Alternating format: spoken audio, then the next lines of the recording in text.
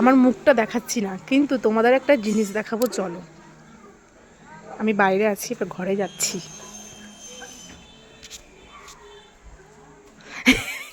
এই দেখো, দেখতে পাচ্ছ লাঠি?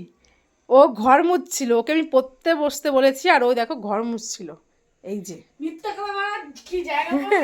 যে আমি বলছি দিল ঝাড়ুটা মানে লাঠিটা দিয়ে আমি ঘর মুছবো, তখন তাও দিচ্ছিল না। যেই বললাম দাঁড়া আমি ভিডিও করছি, তখন টুপ করে ছেড়ে দিয়ে ও খাটে বসে পড়েছে। মানে এত পড়ায় ফাঁকি। আমি আমার এই যে এই ঘরটা মুছে এই বালতিটা সদ্য রেখে আমি একটা কাজ করছিলাম, আর সেই মুহূর্তে ও গিয়ে এটা গিয়ে করছে। দেখো, এটা হলো আসল রূপ। দেখো, আমি ক্যামেরাটা পুশ করে রেখেছি, ও ভেবেছে আমি ক্যামেরাটা বন্ধ করে দিয়েছি। দেখো আবার হাতে লাঠি। পড়াশোনায় এতটা পরিমাণে ফাঁকি দেয়। আমি বললাম? কেউ বিশ্বাস করবে না, আমি বলেছি।